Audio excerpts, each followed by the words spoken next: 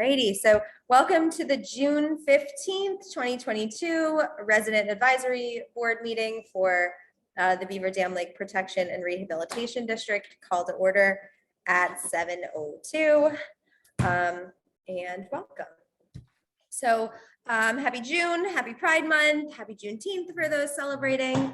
End of the school year. End of the school year for those in those teachers and those parents and those kiddos that are signed on. So happy June. So shall we start with the pledge? All right. To the flag of the United States of America and to the republic for which it stands, one nation, under God, indivisible, with liberty and justice for all.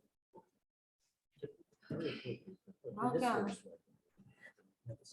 All right. Do I have a motion to adopt the agenda? Second? Aye. All in favor? Aye. All right. Yeah, So we will start, as always, with a dam update.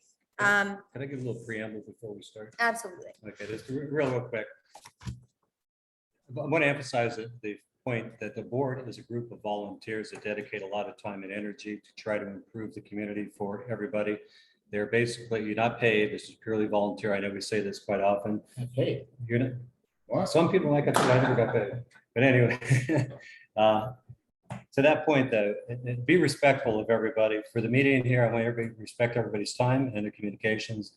Don't make sure that we get through the meeting. To that end though, I do have an 8 o'clock hard stop commitment. So if I need to leave, I'm going to be leaving at 8 o'clock then. But the bottom line is be respectful of time and discussions that everybody's given. Great, thank you. Alrighty. So we could start with a dam update. You may have noticed that on June 7th, the lake was lowered just a couple of inches for them to do their standard inspections, which went well. And we had requested that they remove the old CBI flag that's on our dam right now that's really kind of tattered and torn. And we're hoping to get another American flag hung up over there. The CBI flag you have to be kind of like harnessed in where it is because it's a real hazard to kind of go out and get it. So that is being done as soon as possible when they can get on the proper harness and get out to that area. Wally, do you have anything to add about the dam inspections that happened this week? We specifically asked if they had any feedback for us that we can share as far as any negatives, and they said that they do not have anything that came out of the inspections, and that does complete the final inspection for the dam rehabilitation. Great. Okay, and then as we said, the flag, the big issue there is safety. They went there, they heard we expressed this for a couple of months. They want to get there, they understand they need to get there. It's just a safety concern. They want to do it right. That's it. Great, thank you. Anybody else? Questions, comments on the dam project? No. Next agenda item is permits. So if you are on this meeting, then you got my email with the link at the bottom, and under my signature line is a link to all of the permit applications that you would need to register your vehicle or your boats. So one of the things that we talked about at the last meeting was that we were going to start cleaning up the reserves and clearing the boats that have been abandoned and such. So that was a project for Larry Weinberg, and he's going to work with Tom Lark, our maintenance gentleman, to begin that. So hello, I'll make it brief. So if you are lucky enough to store one of your watercraft or boats or kayaks or whatever you would call it on one of our reserves, that's a great thing, but you've got to have it registered. So please, Fred Widman has been doing a fantastic job keeping up with a lot of recent applications for getting your boats and your watercraft along with your vehicles all registered, just so we know that there are people who are using the lake belong here, and any abandoned boats would be removed, because it's been quite some time we've been talking about getting this project squared away. I've been talking to Tom, our maintenance man, on a regular basis, and we're just about at the point now where we're ready to start getting out there and working with I believe the town, to remove boats that are not registered or seem to be abandoned. Please, again, we know that recently there was also some borrowing of some boats, and certainly people aren't going to be apt to run out and rip a sticker off of your boat if they're going to borrow it. So it's the best way for us to identify your boat, who it owns, who it belongs to, should it be abandoned somewhere. So please do us a favor, get your boats and watercraft registered. You can get the applications again by way of Erica's links, or you can come to the building right at the box on the side of the door. And don't leave your sensitive information here. You can mail it back to the address here at the building. Thank you. Okay. Thank you. I see Maxine, you have a question. You can unmute and ask your question. Maxine, you're muted. You have to unmute. Maxine, I see you talking, but we cannot hear you. You have to unmute your Zoom.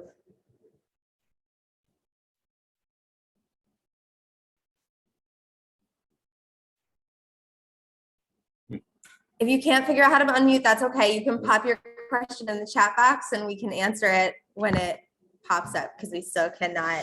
I see you talking. I'm sorry. Okay. So hopefully we get that situated. Okay.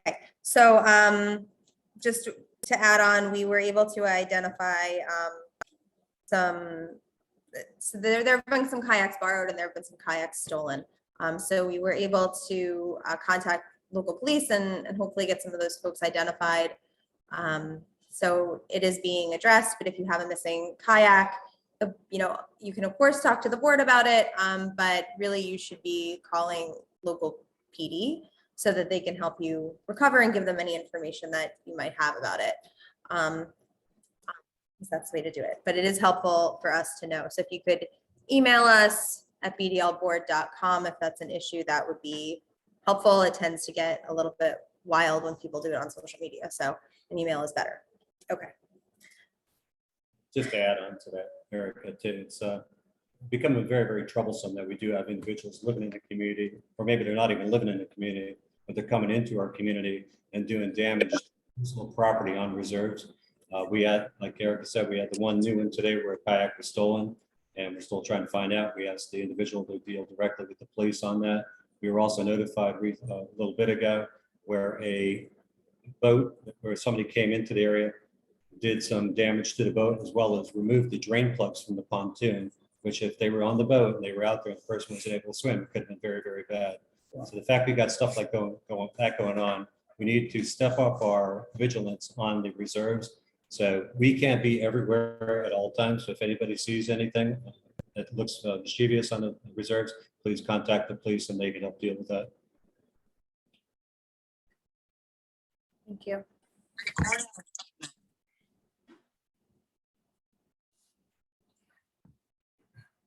Anybody else have anything on permits? Fred, do you have anything to add to permits? No, I have been getting additional permit applications specifically for boats the last week or so. So I think the information is making a dent.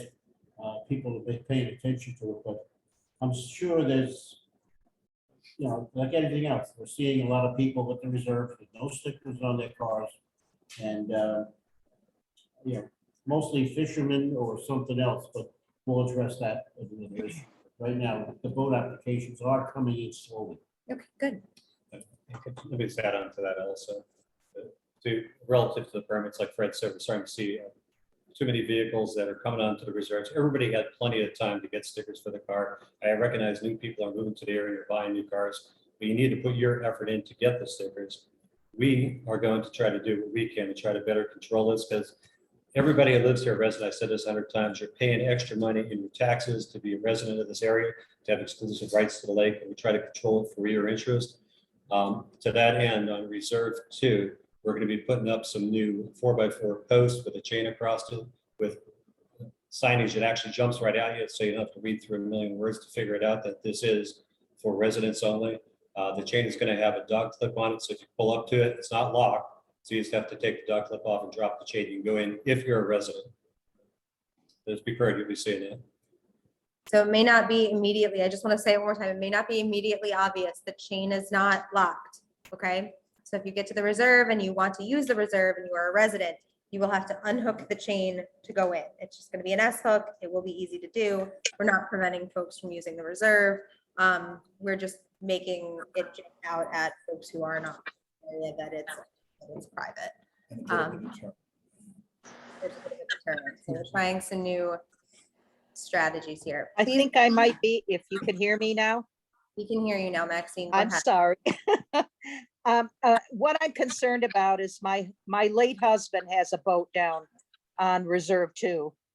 And it's got a sticker on it, but because of the concern about vandalism lately, what should I do? Is there anything I should do to protect his boat?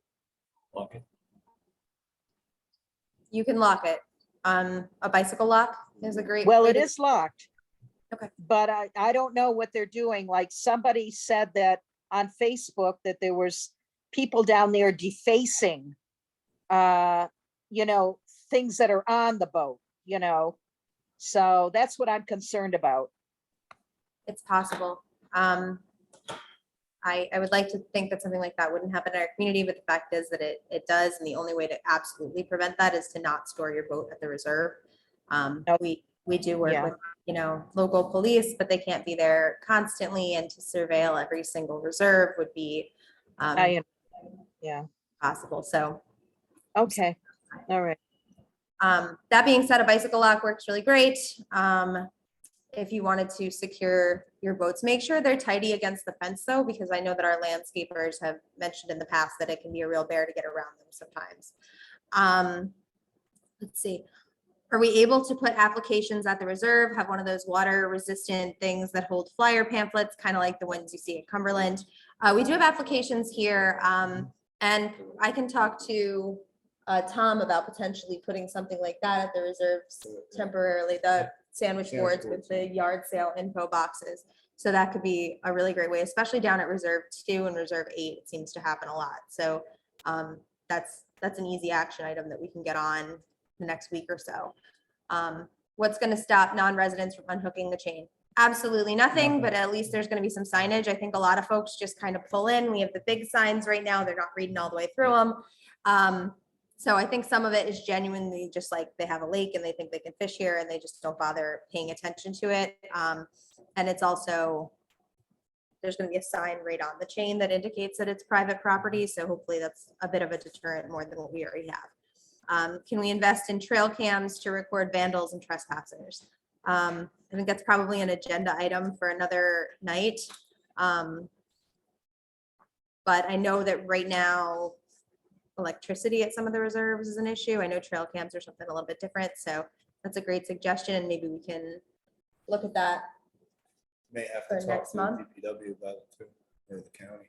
If it's even something that can be done. Well, as we put our budget together, we can kind of look at what the cost or something like that might be also. Okay. Which becomes a secondary problem too, because they start stealing. They're stealing the stealing- cameras. stealing the cameras. Thank you. Is that all we have on permits? Yes. Yes? Okay.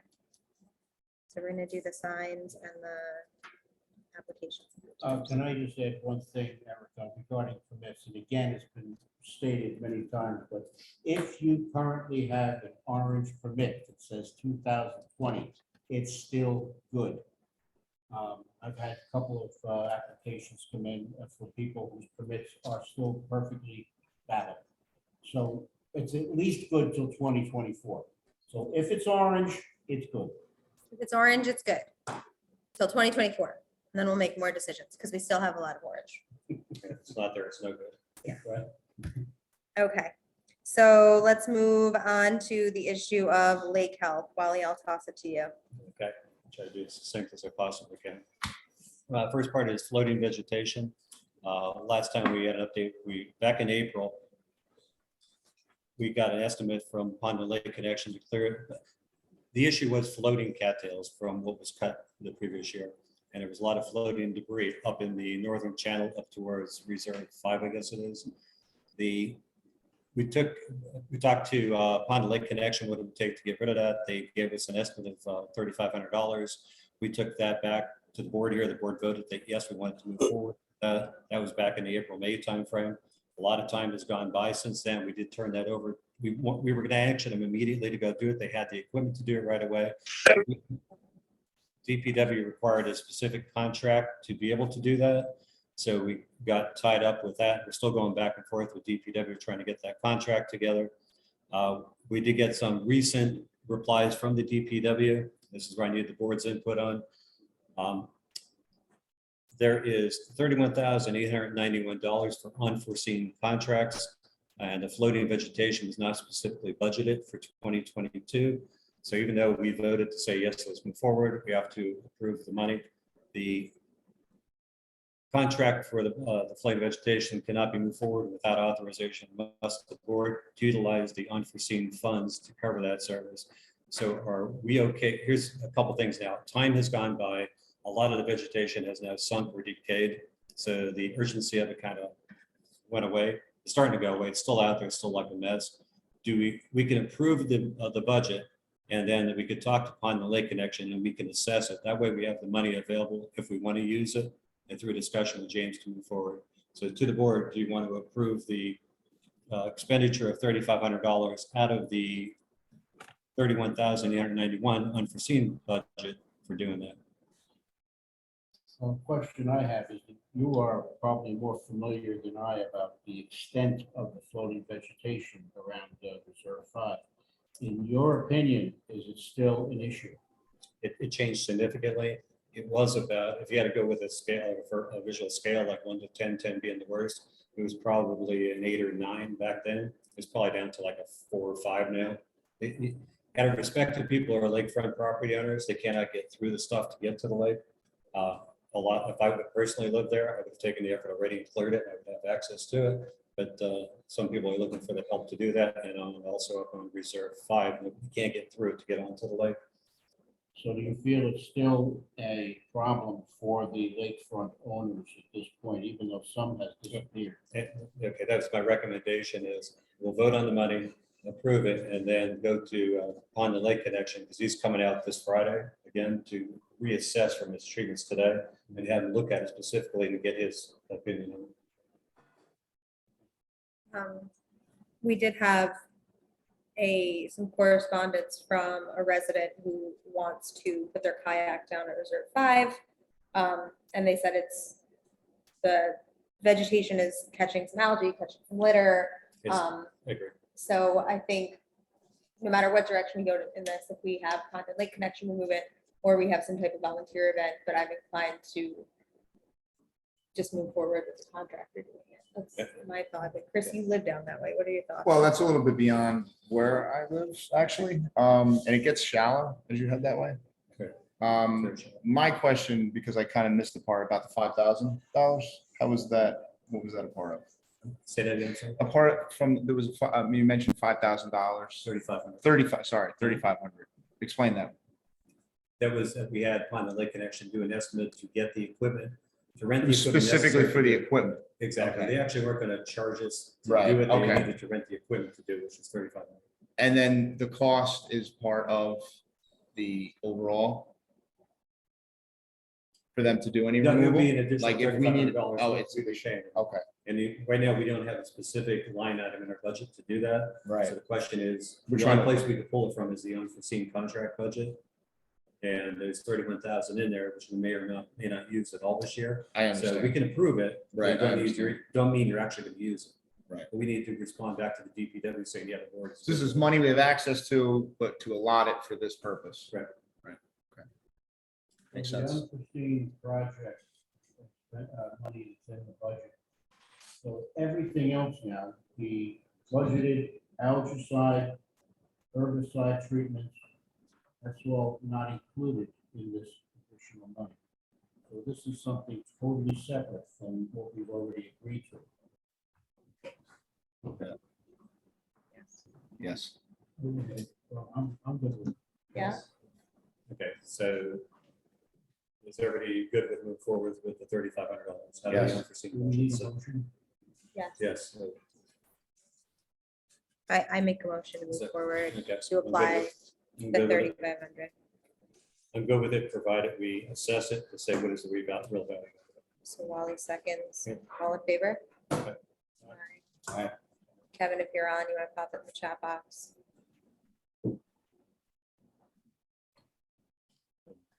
Either way, that's majority. Okay. Okay, so that's it for the floating vegetation. The next is the lake treatments that Pond and Lake Connection is doing for us. I let James Gorman is on. And he was going to try to be on to answer any questions, especially from today's treatment. The first part was the algae treatment. We did the first algicide treatment on May 26th. They applied about 65 gallons of Cutrine. That was up with, they basically assessed what needed to be done. It was a little bit less than what they felt needed to be applied at that time. And they went forward and it did what needed to do it back on that time. We now see that you have more algae developing. You'll see a lot of green floating that looks like liquid paint on top of the water right now. That does not necessarily, that does not absolutely say it's a HAB, but it's absolutely an algae bloom. There are indicators within the algae bloom that suggest it is a HAB that has the bacteria inside it.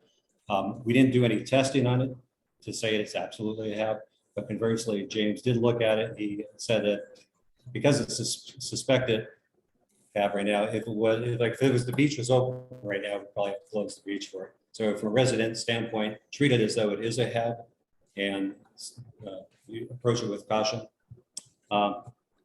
Keep in mind we experienced pretty much exactly the same thing back on June 7th last year. It looked exactly the same. It happens pretty much every year. It happens to a lot of lakes. It's happened a lot of places in New York. It's not unique just to this week right now. Back then on June 7th, within a day or two, when you get the temperature inversions, it changes, it goes away and it's gone. We never had to do anything with it. We never even had a treat for it last year.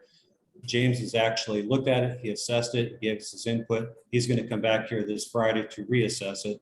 He did contact the DEC today to apply for the permit, letting them put him on notice saying we're going to potentially treat 2 weeks from now for that, so we can get it done before the July 4th timeframe.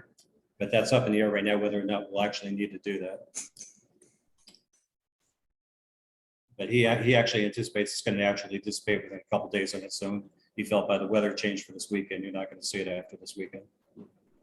So, and actually from the treatment that he did today, you'll see that it immediately started to turn milky white, which is totally normal. That's just the killing off process of the algae itself. So don't be alarmed when you see the milky white. That's just part of the process. Yeah, so are we asking everyone to kind of be patient and let it take its course? Right now, yeah, but be patient, but also be vigilant. Don't be jumping in it, swimming in it, swallowing it. So, Yeah. He said James said he'd be very reluctant to have his child swim in the lake and swallow about 10 mouthfuls of it if they're running for it too. that being said, we did send out a pretty comprehensive email last week about HABs and with links to more information on HABs, how to avoid them, and what to do if you should see one or encounter one on your shoreline. But I also just want to say, underline the fact that you definitely don't want to let your animals go into HABs. It's harmful for people. You might get a rash, but animals can get it on their fur. They can then lick their fur, and there have been instances where animals have died. So not just for people, but keep your fur babies out of the lake too. If you should notice a HAB. There's also a way to report them, which is included on that email. We are aware of what's going on in the lake today. It's been reported. So if you want more information on HABs, check out the email that was sent out last week. Okay, and today, keep things separate now too. The treatment we had a couple weeks ago, that was for the algicide treatment. Today's treatment is actually for the herbicide, but the herbicide treatment actually helps deal with the issues that we're seeing on the lake today. That's why you saw a big change right now in the water quality as of from when they were here until right now. Good. What was the chemical?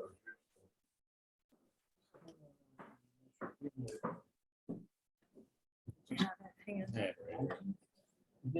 Oh, yeah, So today. Northwick, N-A-U-T-I-Q-U-E. Not teak.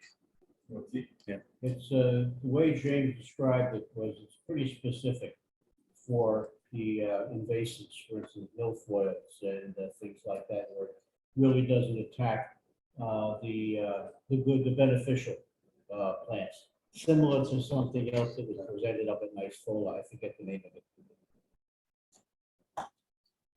Okay. So, but the question from Larry Rosini was, what kind of chemicals applied today? And it was called Nautique. I didn't actually get the actual total number of gallons that they applied today, but I can get that from them. So we'll let that out there. And get the final rollout on that. Basically what they did, they came out and they did a visual assessment of our lake on May 26th to determine what are the invasive species they're seeing right now. And they came out today to actually do the treatment for that. The primary invasive vegetation observed is Eurasian water milfoil, curly leaf pondweed, and yellow iris. The treatment today was primarily to deal with the milfoil and the curly leaf pondweed. I did talk to him about the yellow iris from the concern. And I understand you talked to him as well. And he basically said right now we could deal with that, but there's more you deal with it in the fall if you really need to. He did not see that as being an immediate concern to the lake at all. So he didn't treat specifically for the yellow iris. And we do have that on the agenda. Yep. with leadership. So, okay, fish, moving into fish restocking. I'm getting a lot of emails, a lot of questions, and it's like I'm repeating the same information month after month after month. It's getting, if you keep up with it, we're there. So what we've done so far, we had a $20,000 budget to do fish restocking. As we said, we're going to do it in phases. The first phase was the spring part. Back on May 17th, put in 315 10 to 12 inch largemouth bass. And we're going to talk a little bit more about this. There was a cash donation that was given. Erica, can you speak briefly to that?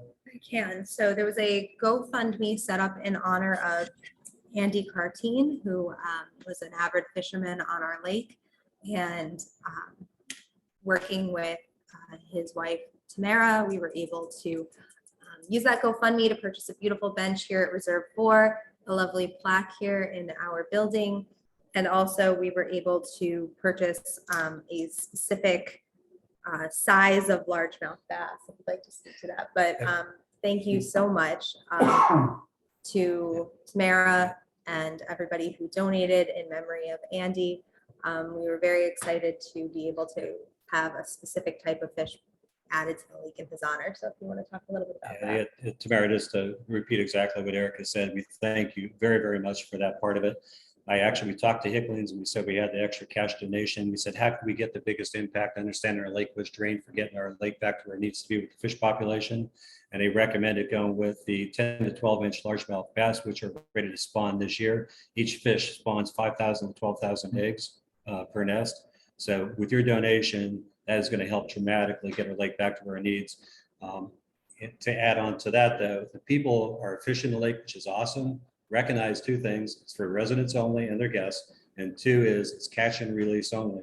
If you catch these fish, they have the 5,000 to 12,000 eggs in them, and you don't put them back in the water, but you take them home, cut them open, and throw the eggs away and stuff like that. You're not helping the cause of getting our lake back to where it needs to be. So let me emphasize again: it's just catch and release only. Keep it that way. In addition to May 17th to the donation of the 10 to 12 inch bass, 12 inch largemouth bass, we put in a 6 to 8 inch largemouth bass, and we put in 233 6 to 8 inch black crappies. The fish were loaded at two different locations: Reserve 3 on shore in Maple, and also up at the boat launch on Reserve 8. There's going to be a follow-up delivery in about 2 weeks. That's going to be with Fathead Minnows, which are the food source. For the first delivery, there was a crazy large abundance of natural minnows in the lake, which was excellent. They helped get us going. But now they're going to supplement that with 700 pounds of fathead minnows. That's going to take place, like I said, in about 2 weeks towards the end of June. And then the next phase will be the fall delivery. That's going to occur in the September timeframe. That's going to include 200 6 to 8 inch yellow perch and another 500 pounds of fathead minnows. Everybody's asking, do we put bluegills and sunnies in the lake? And the answer is absolutely not. And that's for two reasons. Bluegills and sunnies naturally go after the largemouth bass eggs and work against us. They actually work, the lake can get overrun with the bluegills and sunnies if you put them in. I talked to 3 different hatcheries and all of them were unanimous in saying, do not put them in your lake. Although if you go out fishing right now, probably 6 out of 8 fish you catch are going to be bluegills and sunnies right now. And just to reinforce one last time, catch and release only. And I hope this is the last time I actually have to give this update with these numbers. So we're getting, Popular. Wally. it's very People wanna popular. hear about the fish That's in what I'm the saying, and I lake. get And be emails, nice to the fish. I get phone Like, calls and there's a way to emails. handle them when you do put them back. Oh, that's actually Yeah. really, Catch and release is one thing, but how you release them is another. that's actually very, very good. You know, they need to be back in the water as quick as possible. They also need to be revived sometimes. If you have a fish that's, you know, listing, you could take it, hold it in your hand, move it back a couple times so you feel some strength in its body. Don't just take it and chuck it, because sometimes the shock can render them unconscious and then they wind up dying anyway. Hooks, Wally's also mentioned this, pressing the barb down. You know, you don't even, no treble hooks. No, that's cheating. Sorry, Yeah. that's cheating. No treble hooks. Yeah, you definitely don't need treble hooks on the lake here for fishing. Yeah. Conversely, almost all hooks come with a barb on it. Take a pair of pliers, break that barb out. It makes it infinitely easier to get the hook out without damaging the fish at all. If the fish does swallow the hook for any reason, I talked to the hatchery. They said, don't try to rip it out like a lot of people think they want to do. It immediately kills the fish. Just cut the hook off and let it in the fish. It increases its chance of survival, and especially if they're going to be laying eggs. So it's a good add-on, Chris. Thanks. Erica, if I could, I just wanted to say thank you to the board members for their help with the donation, and Wally, all of your work on the fish committee and fishermen around the community that donated to make it happen. And it's exactly what Andy would have wanted. So thank you very much. It's in his memory, Tamara, and thank you very much for everything you've done. Deeply appreciate it. And just one afterthought there too. It's great that we're seeing a lot of kids out there fishing, which is awesome. Great. We want to make sure that they know how to fish. So make sure that there's an adult with them so they know how to remove the hook and teach them how to do it. That's awesome that parents get involved with their kids to teach them the right way of doing things. And if you're a parent, need any help, give me a call, I'll come over and help you too. Thank you again, Tamara, and thank you for being here tonight and giving us the opportunity, the community to thank you. Thank you. And I have Andy's sister on the phone. She's the strange looking woman from North Carolina. Her name is Nancy. Hi, everybody. I just want to thank everybody I want to thank Tamara first for all the work she put into it, and thank you all. I know my brother's smiling and happy to know about those fish, because the first thing he said is, oh my God, what about the fish when the dam broke? So anyway, thank you, everybody. Yeah, your donation in his honor made a big impact, so thank you. Thank you. And feel free anytime you're up to come and enjoy the bench here on Reserve 4. I know that I've seen quite a few people using it. So thank you so much again. We really appreciate it. Do we have a question?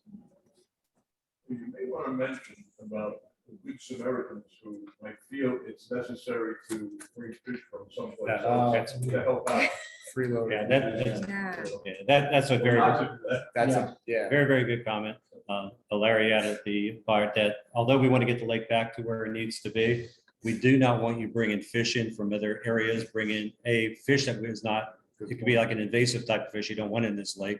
We actually had to get approval from the DEC prior to doing the restocking and what types of fish we can put in here.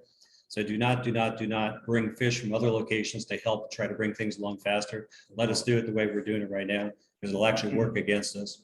It's ironic that we didn't stock any catfish in here, and we're seeing a ton of catfish. The carp we pulled out of the lake last year, it was funny but not funny. It actually had a very large catfish in the back seat of it when they pulled it out. So, thank you, Larry. Thank you. Right. Any further on fish restocking, Wally? No, nothing on that. Okay. Do you want me to talk about invasive species grant? Even though Larry's going to be doing some discussion on that. You know what? Why don't we move that so it's all one topic and Okay. together? Yep. And jump into C-SLAP if that's okay, and then we can go back and chat about that. That's good. Fred, you want to talk about C-SLAP? No. No. Well, we've taken 2 samples so far, and thank you to our Admiral Kevin, who is bringing us to the point, to the spot. And again, still don't have last year's data. I just checked it this morning, and it's still not online. The only excuse I can give, because they're apologizing profusely, is that all the time they spent on the new data forms and everything else. So Rebecca is getting the information out as soon as possible. But and I know there's people, I know there are people who would like to participate, but unfortunately, we've been notified by Nancy Muller and Rebecca that unless they have gone through an actual training session with the nice Fola people, it's a case of thanks, but no thanks. We really can't involve. In fact, I said to them, I've been doing this for 5-6 years now. Can I train them? She says, no volunteer training of trainers. No trainer volunteering of trainers. That's for liability reasons. No, I think they just, they don't trust me. I think it's just a case of they want to be sure that the protocol is being followed exactly. And there are minor changes every year. So they just don't want to, because, you know, you ever play a telephone within a party where you say one thing and it goes around in a circle. But we are looking for more volunteers. Molly and I have been doing it for years. And so please, if you're interested, get involved with next year's Nice Fola program and get officially trained and have the waiver signed so that everybody's happy, including me, because sometimes it's a job to get the exact schedule for sampling. So, but again, it's working out beautiful. And again, my thank you to Kevin and to Molly for all the help. And I know she loves the boat ride. Thank you so much, Fred, for all your years of dedication with CSLAP, and I look forward to the data when we do get it this year. Yeah. Also, you got a box from them today. Yeah. And I've always thought it's ironic because CSLAP begins with citizens. So Yeah. it does sound more encompassing and more welcoming, and then it's quite restrictive because truth be told, I wanted to be. Remember though, that it's part of a state agency. Yes. And anytime you're And- part of a state agency. Correct. It's quality control. Yeah. Absolutely. Okay, so that's CSLAP. Bloom Optics. So I'm really excited about this one. So Bloom Optics is a company that is creating an app using artificial intelligence that can take a photo from a microscope that attaches to a phone, and their artificial intelligence will be able to analyze the microscopy and identify the type of algae or bacteria that's seen in the photo. So why this is going to be a good thing is because right now, if we have, like today, a suspected HAB, we would have to send it away to a lab for it to be identified and then wait for the lab results and then get them back. And it's a whole back and forth that can take up to a week. It closes our beach for a long period of time. It's a real nuisance. And also, you know, we may suspect it's a HAB, but until you test it, you really don't know. So that being said, this company wants to verify their artificial intelligence. So what they are doing is they're conducting a research study in coordination with SUNY and with IOLite, the makers of the microscope, to basically have scientists look at the data this year and have their artificial intelligence look at the data this year and determine its efficacy. And they're working with different states' DECs with the goal of eventually these photographs being able to be accepted as proof of whether or not your algal bloom is in fact toxic or not, and then reduce the amount of time you would have to close a public beach, or maybe it isn't a hazard and you're able to actually use the water without being as concerned about it. So they reached out and they had an interview process for lakes to participate in this study. All of it is completely free. We got selected, we got our little microscope and all of our materials last week. And we are looking to be formally trained from Bloom's Optics. So I know that there was a few folks who already reached out to me and said that they'd like to participate in that training to be able to properly sample the water, look at it, use the device and be able to send those photos in. So if you are interested in participating in that, if you haven't already given me your name, email bdlboard@gmail.com and we'll include you on the date and time for the virtual training on how to use it. And then the more people that know how to collect the data samples and take better pictures of it, the better off we're going to be, because then we'll be able to consistently send some data and have information on our lake for free. Now, the microscope is about $1,100. This year it's free. We do have to send it back at the end of the year, but if we are enjoying it, able to use it, we could potentially budget to have our own next year. I was following their kind of written instructions this past week and then today, and we took some really amazing pictures of what we were able to sample, and quickly unofficially identify some of the bacteria that was in the lake today, which was really interesting. So we're looking forward to moving forward with that, and the ball is rolling. And if you want to be trained, email me, give me your name, and I'll make sure you're included on the Zoom link. Just an add-on, Erica is downplaying the amount of effort she put into this.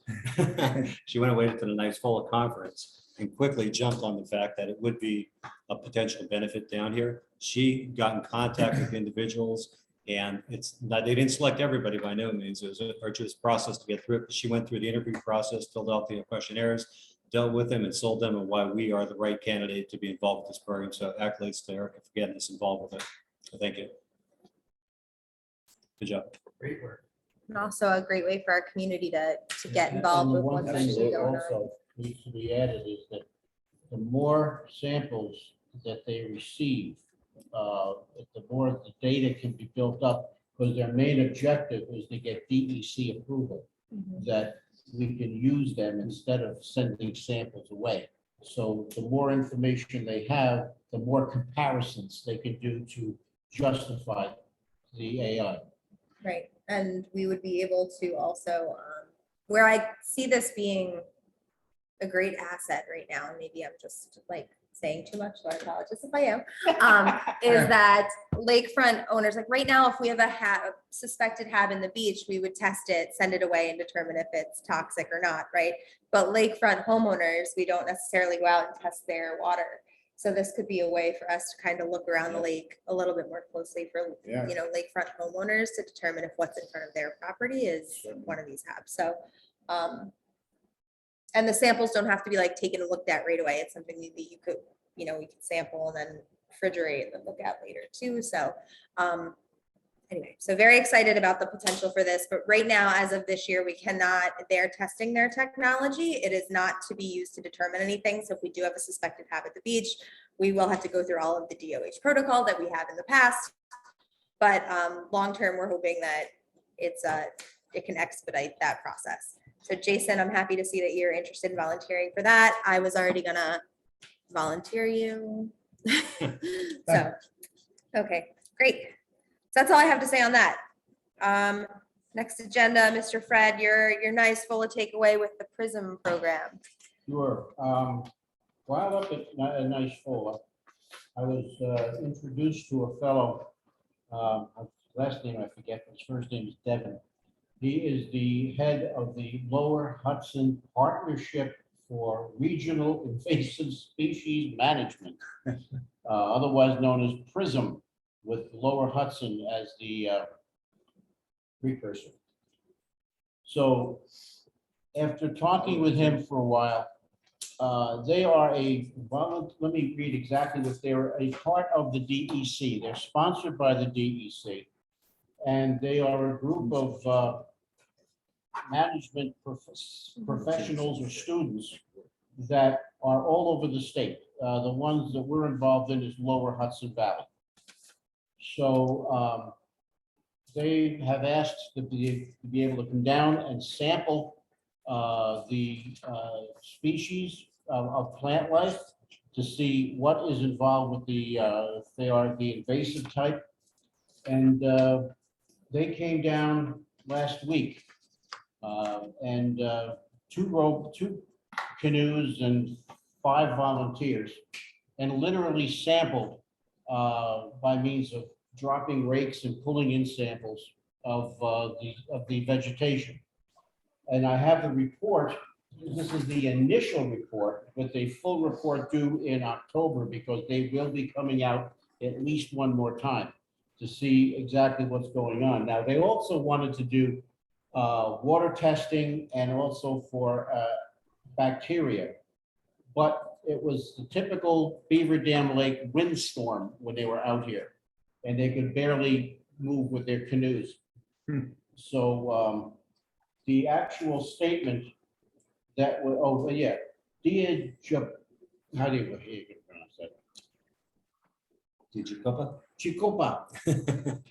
All right, when they did their sampling, to read exactly, it was a battle, but we sampled 70 points, 140 rake tosses for plants.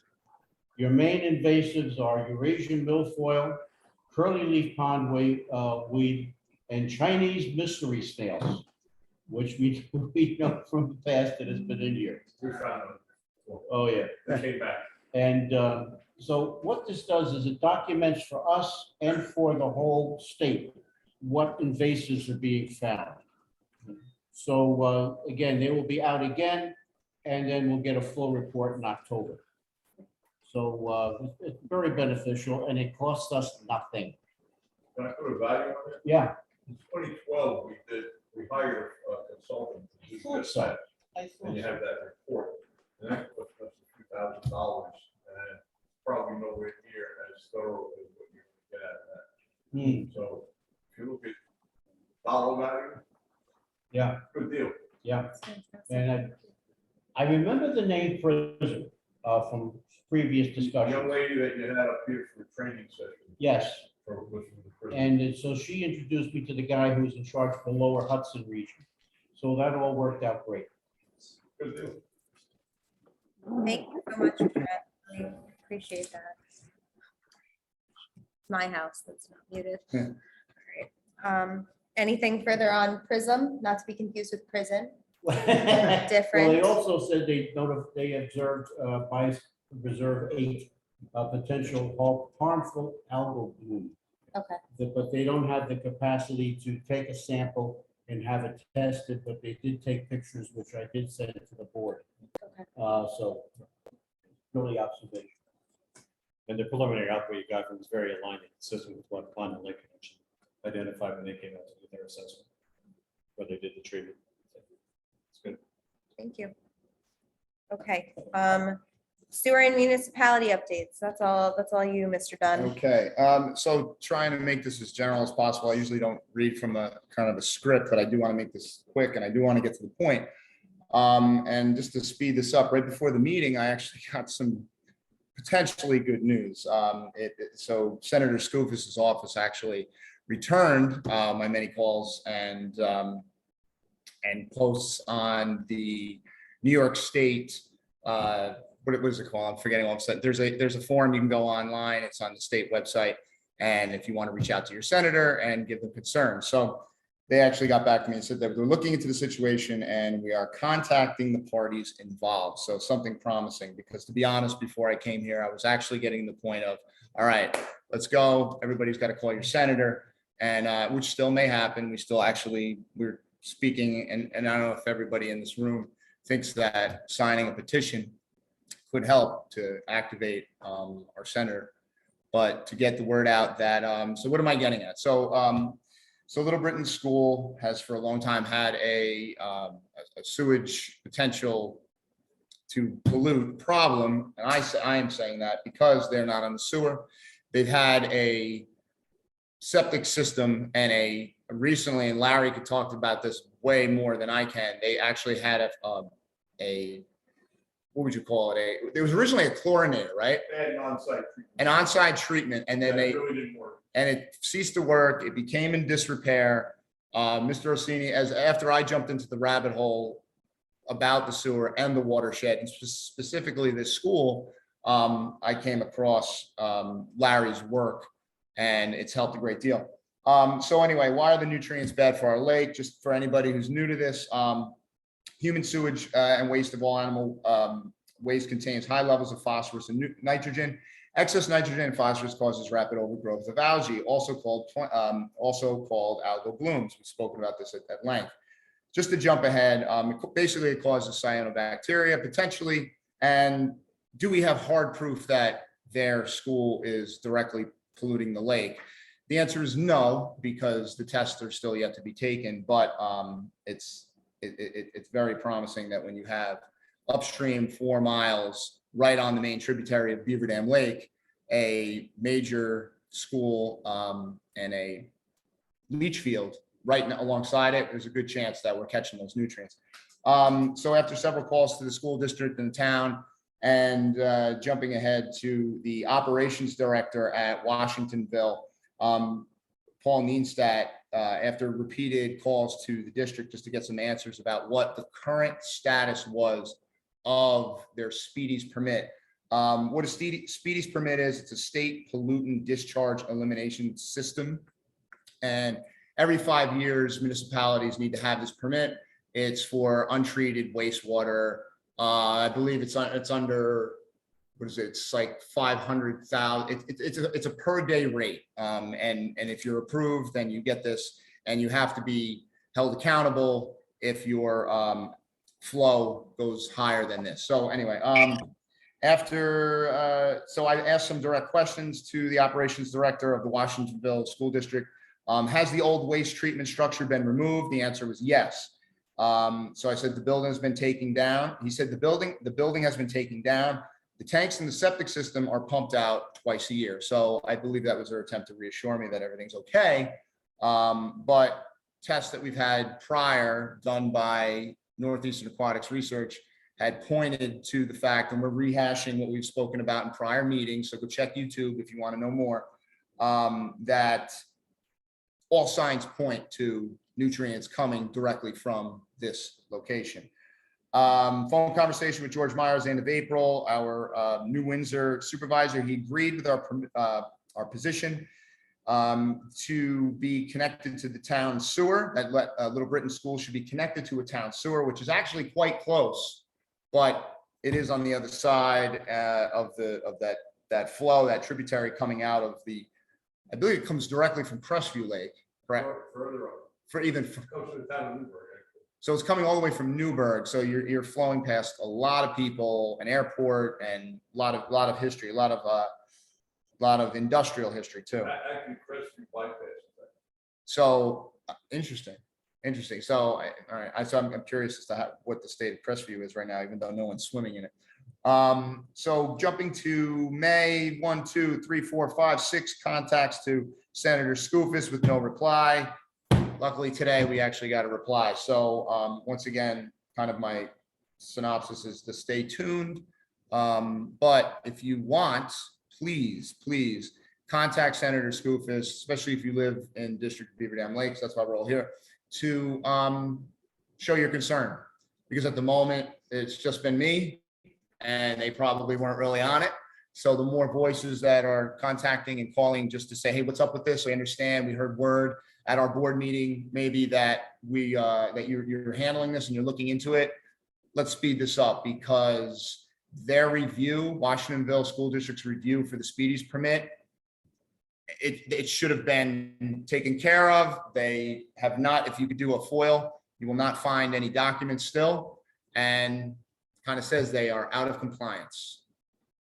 So please call your senator. Stay tuned. No, we didn't get kicked off. I was put out of school. So with that said, Chris, I have a question. Yeah. And I guess it's sort of for people on the call and you, in contacting Senator Skoufis's office, is there maybe a blurb that we can write, that we can send out? Because right now it's wonderful. We have 31 Yeah. folks on the call, Mhm. but it would be helpful if we're trying to create some awareness around it, to maybe have a blurb that people could say when they call, or send via email that's kind of already pre-written. So Is that a absolutely. problem? You may want to give that another month and let it respond. Yeah, I don't want to jump down their throat. It's nice that we did get something, but to prepare something and have a unified voice, coming from being a teacher, I'm a teacher down in Westchester. When there's a unified voice, it tends to get more done. If there's just one person shouting in a crowd, then. His office has always been responsive, so I And that's what George Meyer, that's what George Meyer said. And I kind of thought, well, maybe they're just very busy, and let's hope, let's cross our fingers. We certainly don't have to go burn it down, but if No. we want to, if we want to encourage. Encourage and So, inquire. Stay Yeah. tuned for more electronic communication about potentially reaching out to some local politicians to get that issue looked at. So thank you, Chris, on that, 'cause that's incredibly important to the lake for lake health. So appreciate you taking the effort there. Sure. If you think of the lake as being like a human body or your body, there's 3 ways to keep your body as healthy as you can. It's prevention, detection, and correction. Prevention is don't smoke the cigarettes. Detection is your parents caught you and beat you up for it. And correction means you got cancer, it's too late. So when stuff is coming in from the external like this, that's like secondary hand smoke coming into your body. You don't want it, and this helps. What happens, you get all this excess nutrients in the lake, which you get these algae blooms like we're having. This helps control our external loading coming into the lake. Yeah, and anybody that has other concerns of other sewer issues, and there certainly are, this is just the nearest one with some great potential. And this is at the moment, it was just me doing my own research, so I'm just looking to take care of what's closest. But of course, if anybody ever suspects any sewage or other pollution problems that would affect our lake, contact us. If you're gonna do any testing near that facility, you may want to wait until the fall when school resumes, because in another week, your flows are going to go way down. Way down. Good point. The school's closed. Yeah, it's way down. Good point. Mr. Rossini mentioned that, yes, getting it done in the fall when the students are back, probably those tests would be more meaningful than doing it in the middle of July. So yeah, I agree with that. And it sounds like it might be a useful thing to have a lake health committee meeting between now and then to kind of gather folks that are specifically interested in that. Real quick, Salisbury Mills rescue fire drill was done June 5th. They came out, they did a rescue drill here on the lake. The next one is scheduled for June 21st at 7 p.m. So thank you, Mr. Boyle, for sending me that information. We really appreciate those efforts from Salisbury Mills to keep our lake the safest it can be. So thank you very much. Okay, so Mr. Rossini, you asked to be added to our agenda. So shall we talk about the Pennings property? And you want to keep it as tight as we can. I know we're already at 8 o'clock. Okay, So, we'll keep it. all right. Here's the Just want to deal. make sure. Can he be heard? Can I be heard? I'll tell you what. Should we spin it around or just have? If I need to leave, you're good. Ironically, it was it's 45 years ago this month, actually May, that this community came together to defeat something in Cornwall that would have drastically changed the character of the community and the quality of life here, and as we know it at Beaver Dam Lake. And that was a facility that was going to be effectively a year-round amusement park over where Waterview Terrace is now, where there's homes, okay? So obviously this isn't of the same magnitude, but it's the same kind of an issue where the community generally comes together when there's an issue that's kind of like broader than maybe initially meets the eye. And the concerns on this proposal at the Pennings property, or Rose Acres, as we knew it at one time, it was a nursery, a farm, and that 10+ acres that's left of it is being proposed to being converted into 2 restaurants and some housing. On the surface, that sounds okay. However, the focus has been on their proposed entrance, and that's the issue of traffic coming in from Shore Drive, et cetera. But I think what we need to focus on, and what this committee needs to focus on, is that one of the tributaries of Beaver Dam Lake comes right through that property, and there is a pond on that property that also discharges into that tributary, comes down along parallel Shore Drive and enters the lake at Waterview, okay? And, restaurants per se sound good, and obviously something will be developed there at some point, but it's how it gets developed. And I think the board needs to be involved in expressing position as to the things that are going on. This thing seems to be being pushed through, and historically, I'm not going to single out the town of Cornwall because this is historically in a lot of the towns here. A project gets approved, all kinds of safeguards are thought to be included in the project, and then they either don't happen or they don't get enforced. And I think that's what you're going to run into over here. We have, concerns with stormwater.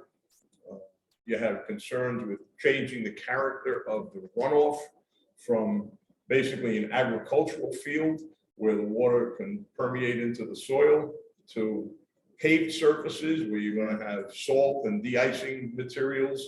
And then you get the issue of water and sewer. Well, they're talking about maybe 6,000 gallons a day being pumped out of the ground. And that has the potential of impacting local wells. Maybe not your well, but maybe the wells that are closer. Then you got the issue of, well, you bring that much water into it, where does the sewage go? At one point, previous project proposed a septic system there that was turned down, which was a good thing. I don't think you really want to have septic fields for a commercial establishment that close to the tributaries. They're talking about connecting into the Cornwall Sewer District. The Beaver Dam Cornwall Sewer District is actually New Windsor and Cornwall are two separate sewer districts. All the sewage that gets collected in Cornwall goes to a pump station that's on a parcel that was carved out of Reserve 2. That pump station has malfunctioned at least 9 times since 2010, up until the end of 2011. Those are the ones I have documented. There were probably many more. The pump station is marginal to, as it is, okay? Adding another 5,000 gallons a day of waste that is different in character from what your residential waste is can continue to have an impact on that station, right? Restaurant waste has grease in it. In fact, the town of Cornwall has had to replace a sewer line that ran on the Main Street just recently. Okay, they had to shut down Main Street and replace the sewer line because the character of the waste coming from the restaurants there required such additional maintenance that the line wore out, and they had to replace it. So you really need to move cautiously on. Additionally, you've got the issue of where that sewage gets treated. From the Cornwall pump station, it gets pumped down to the end of Shore Drive near your home, and it on Beach Drive actually, and it then gets pumped from there to Mount Airy Road, where it then flows down eventually to the sewage treatment plant that New Windsor has on Caesar's Lane, which is at capacity. So I don't know how they're going to get an agreement to tie into something that they're denying New Windsor projects from tying into. Okay, so it's like, where this is heading is God knows. Then you get the issue that I know the board doesn't want to talk about, but you got the quality of life issues. You got the traffic and you got the noise. What's being proposed there is not just restaurants, it's outdoor entertainment facilities that will, I'm told, be proposed to be running 7 days a week into the night. And if you think you're not going to hear it in the Windsor end of the lake or the Blooming Grove end of the lake, you're mistaken. I could sit in my backyard on Hickory Avenue and I could hear the amplified PA system from the fields that Blooming Grove has on Station Road. I'm sure many of you hear that too. So when you're sitting at your nice quiet backyard, whether it's waterfront, whether it's not waterfront, and you're hearing the sounds of somebody's wedding, maybe you're going to think twice that maybe we could have done something about that. So maybe the point here is to wrap it up.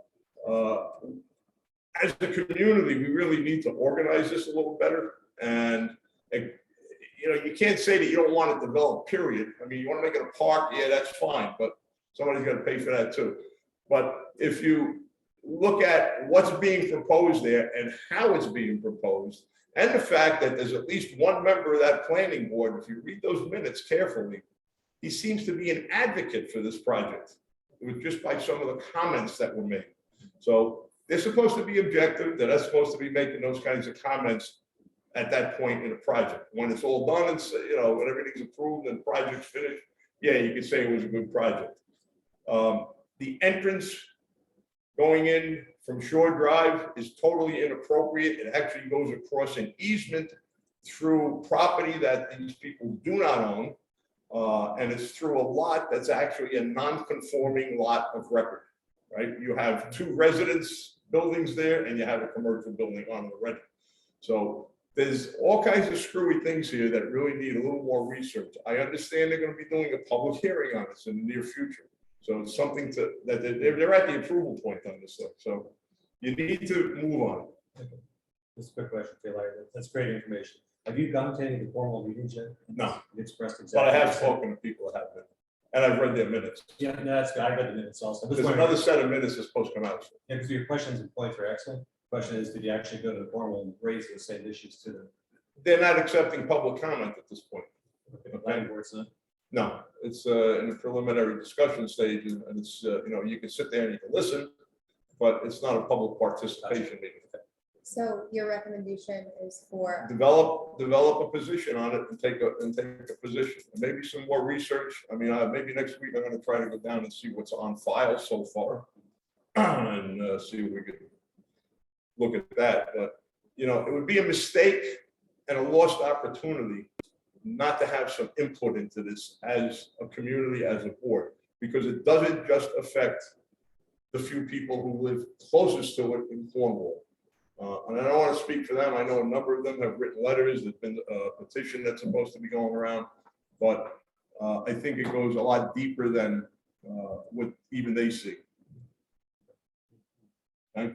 So when you're sitting there listening to the music at 11 o'clock at night, For fact, right on Shore Drive, I can hear everything that's going on across the lake. Exactly. And you'll hear that, even though it's on 94. You know But what? the Until it question was, is- The question is, and I'll claim ignorance, what do we do? well, we could talk about that Yeah, yeah, Let's afterwards. just come up with an agreement at this point that it's good points Larry's bringing up. Do we need to take more time to get informed about what's Yeah. going on so we can take the appropriate actions? The answer is yes. yes. Thank you. So that's my speech on that. I'm sure that there's more to come. thank you. You can still hang if you want to and talk about your concerns about mitigation of invasive aquatic weeds. Yeah, I just want to give you a little background on the Eurasian milfoil, the water chestnuts, the curly leaf pondweed. We also had what was the other one you mentioned there that we got rid of? The Chinese mystery snails. Yeah, they've been around for quite a few years. They're the ones that get big. Oh, they get big, yeah. They're the And big they call them a mystery snail because all of a sudden they appear. Nobody knows where they come from. They start out real tiny and they just like, We will have some tremendous. samples in the office. yeah, there's probably some in the cabinet there, right? My son collects the show. All right, so go for it. What are the, So the milfoil and the water chestnuts were first observed in 2008 by the company that was doing water treatments at the time. They removed 30 or so water chestnut rosettes in the vicinity of the boat ramp, and they observed the water milfoil starting to grow near the boat ramp. And they said at the time, if you don't do something about the milfoil, it's going to take over the lake in about 3 years. Well, in about 3 years, it did take over the lake. So that's when we started doing herbicide treatments around 2012, 2013. And we knocked it back quite a bit, okay? But it's still there. And I'm not surprised that it survived the draining of the lake and the refilling, because all you need is a little bit of it, and it spreads by fragmentation, it spreads by roots, and we found it as deep as 18 feet of water, okay, up to the surface. So it can be a huge problem to the point where you won't be able to get through the lake. Now, the water chestnuts, again, historically goes back to 08, but we were very successful with that. Without using chemicals, we were able to do harvesting. Every year we had a team of volunteers that came out. Fred was there. He fell out of a boat, I think, and Almost broke my almost back. broke his back. But we did. It was a dirty job. I mean, it would fit into that program very easily. And we knocked it down to the point where by 2017, Before the training. we were doing, my wife and I would actually do a survey every 2 weeks. And she could sit in the boat, and she could spot the stuff 200 feet away that nobody else would see. So so the surveys we kept doing, we found a few stragglers down various points of the lake in 2018. But by the second half of the season, they were all gone. So hopefully they don't come back, because they can be really nasty. If you want to see what it could do to a lake, go up on Route 52, Algonquin Park, look at the ponds there. They're completely covered, okay? So it's something that you really got to keep an eye on. We also found water lettuce. It was in that report from 2012. We found it a couple of times afterwards. And that and another one that we found and got out of the lake are generally like backyard water pond plants, With the hyacinth? water hyacinths. Yeah, people put them in their Yes. aquariums and turtles And, stuff like and that. they're nasty, They spread. they could spread, they're an invasive plant, and we found those in 2 locations, down by Reserve 2 and Reserve 5. There may be more, there may have been more out there, but we didn't find them. They're pretty, they got nice flowers on them, but they're nasty for the lake, you know. The thing is that my recommendation is we really need to do weekly or twice a week, twice a month surveys of the shoreline and keep an eye out and understand what these plants are and what they can do and get them early. Which then leads into the other issue of that $100,000 rapid response grant for invasives, okay? And I sent you a whole bunch of information. I don't know if you really want to talk about it, but you've got a lot of stuff to digest there. And it's, You're good, Larry. and hopefully that can get renewed and we don't lose that $100,000 because a lot of people put a lot of effort. Just to give you a background real quick, the announcement for that grant application came out in like the middle of January of 2017, and it had a deadline of March. The county legislature jumped through hoops to permit us to do the application. They assigned a grants writer to it. The board reacted quickly. We did a resolution requesting it. I put a lot of time into it. There was a lot of effort that went into that by a lot of people to get that thing going. It got down to the wire where it was submitted 20 minutes before the deadline. We Right? have good news for you. And the reason it was held up was because, not to badmouth our legal department at the county, but they held it because they wanted to review every I that had to be dotted, every T, but it was just the application. Yeah. Giving the guy who was the commissioner of public works credit at the time, he said, put it in, I'll deal with the legal department afterwards.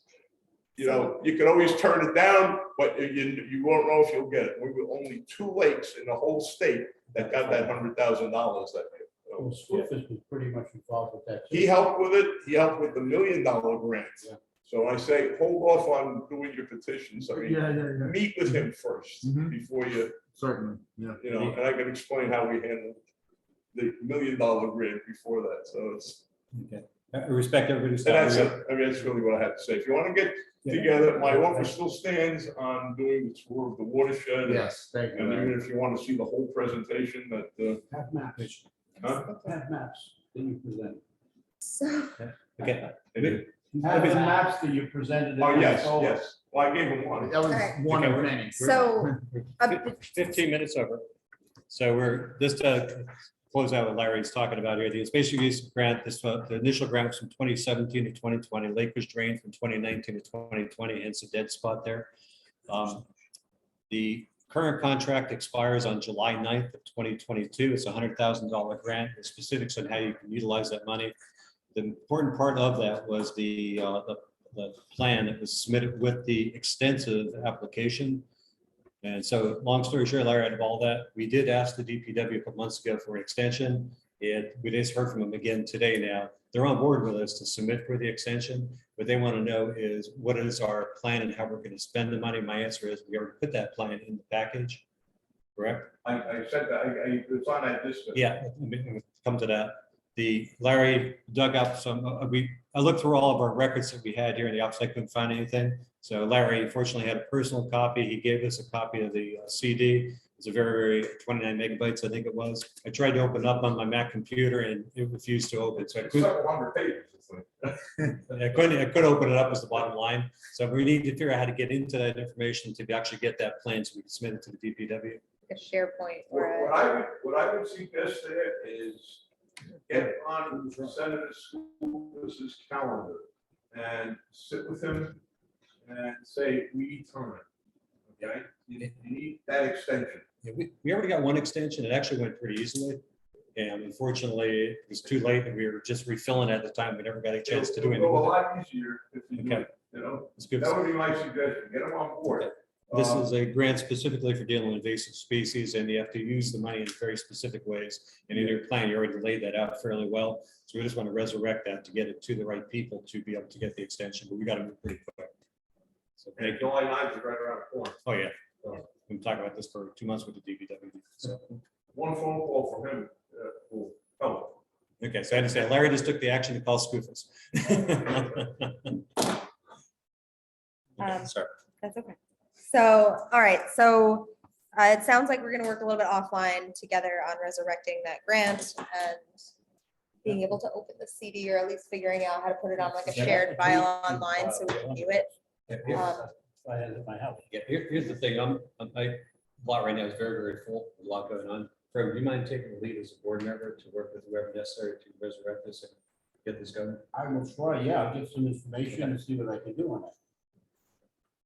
I'll offer to help. I mean, I need all the help. I don't wanna be there. You know what I'm saying?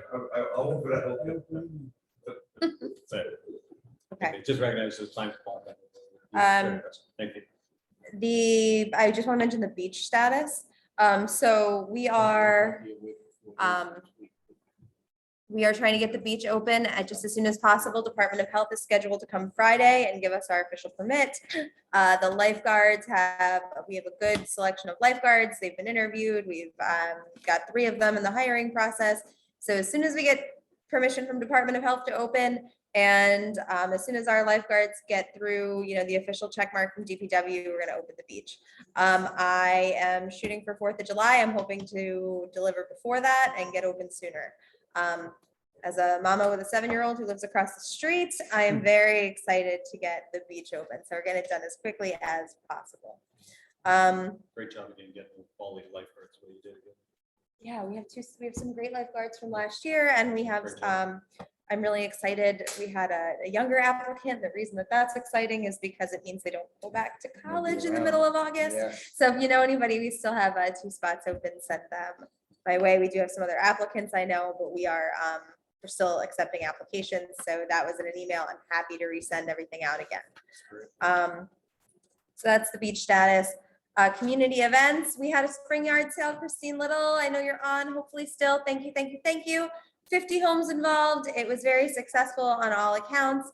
Christine said that she's stepping down from this effort. So if you're interested in running the yard sale in the future, please email me. Can I give a little feedback on that? This personal feedback. First of all, Christine, thank you very much for everything you did. Comment. My personal experience though is when you have a yard sale like that, you're attracting in a lot of externals into the area. And I saw, at least on that particular day, I had people coming up to me saying, hey, how do I sign up to get a membership here to this lake? There was one van up on Reserve 1, and I drove by them and they were all out there fishing in the lake. And the plates were from New Jersey, which was a dead giveaway. So I pull over and I say, hey guys, what are you doing? They said, we're fishing. I said, how you doing? I go, we're doing really good. We're catching all kinds of bass. I said, you putting them back? He goes, yeah, we don't want to keep them in the car. They said, okay, where are you from? They said, New Jersey. So what brings you up this way? We came up for the yard sale. So there were at least four people. They were all here for the yard sale. They didn't recognize for whatever reason they could be fishing.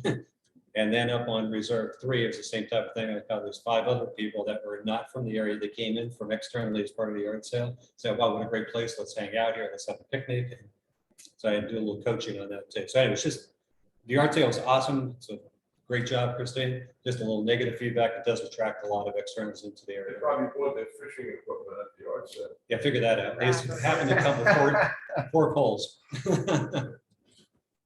All right. Mr. Osoro, I see you. Okay. We have a lot of new folks in the neighborhood, which is wonderful. Make sure you have them sign up for the email, because otherwise they don't get their permits and they don't get all the information and they're swimming in algae. So if you got neighbors moving in, please contact them and ask them to sign up for the email. Christine also added, we had many traffic safety concerns with the yard sale. Definitely something to discuss for future sales. Yeah, absolutely. So the yard sale is kind of either like loved or hated throughout the community. So we really, really appreciate it. It is a bear to put together. So we really appreciate the effort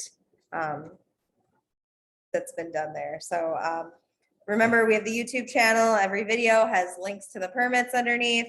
And then the last thing that I just wanted to, or there's two last like quick little things I wanted to mention. One is we're going to be holding the budget meeting for the bylaws next month. So if you want to hear the board discuss how we're planning to budget for next year, please plan to come to the July meeting. And then the other thing that I wanted to mention is countless hours go into what we do for Beaver Dam Lake. We're volunteers. We don't get paid for it. There's lots of ways to contact us. None of them are to show up at our houses. We love you guys, but we work from home. We're spending time with family. It catches us a little unawares when we get knocks on the doors. So please reach out via email, or you can snail mail the building, or you can reach out the other ways. You can call. But we get a lot of pop-ins. Yep. And it can be challenging for work-life family balance. So asking you, please don't do that. And respect the privacy of the volunteers, man. Don't be calling our personal cell phones unless invited, and don't be coming knocking on the doors at 3 hours in the morning trying to say this is wrong, that's wrong. There's other ways to get the information out to us. The yard sale was a big one for that too. I got a lot of people that just kind of showed up to hand in forms and permits and stuff like that at my house. Please don't. And that's all I've got to say. Anything else for the good of the order tonight from the board? Slow down on Shore Drive and please watch the turtles crossing the road near Reserve 1, 5, and 6. They're still crossing, so slow down, pick them up, put them in the direction they were going in. Don't turn them back. Let them go the direction they were going in, but you can move them off the road, but point them in the same direction they were going in. What do you think? If you're not familiar with snappers. And then clean your hands. Yes. If you're not familiar with snappers, be very careful, because if you have 10 starting, you may not have 10 when you're finished. And don't pull them by the tail. It can- Yeah, then break this one. You'll break their spine. Okay. Slow down, don't run over the turtles. Yay, we have turtles though. Okay. Okay, any other board questions, concerns, comments for the good of the order? Mr. Boyle, if you're still on, Mow your grass. mow your grass away from the lake. Yeah, please, no leaves, no grass in the lake. Tell your landscapers. And tell your landscapers they can't pull water out of the lake too, because we had that happen. Okay. Any resident questions? I'm trying to catch them in the chat as they happened. Let's see. Could we request to have rain gardens for the developing properties? I think there's a lot of steps between now and rain gardens. We'll talk to some people at Lake Carmel. Required. It's required at Lake Carmel, so possibly. Jason, yes, stay tuned. Christine, I see your comment about the speedies permit. Who bought the property? Camille, I'm gonna send you back to last month's meeting on the YouTube, just in the interest of time. There's some information about who bought the property. Larry said it doesn't matter. But the Cornwall Town Board meeting minutes is where you can access some of that information too. I'm sorry? Cornwall Planning Board. Alrighty, and again, if you're interested in as much as I am trying to keep up with the chat box, if you're interested in the Bloom's Optics microscope training, make sure you email and just literally you can just say interested in Bloom's Optics training. I'll make sure you get on that list. Alrighty, so I see no other questions from residents. Anybody in the room? Questions, comments? So thank you to Tamara again. Yes, thank you so much. We really appreciate it. Okay, so stay tuned for the beach opening. 50 years ago, BDL teens used to run dances in the very building you're sitting in. It's so cool to see things so well done. Oh, great, thank you. Yeah, so stay tuned for summer events this year, once we get the beach up and running. I feel like a few people in the room might have been at those dances, so thank you so much. Billy used to chaperone. There we go. Did you bring your cell phone to those dances? All right, thanks so much, guys. Do I have a motion to adjourn? Yes. Aye. All right, thank you very much. Have a good night.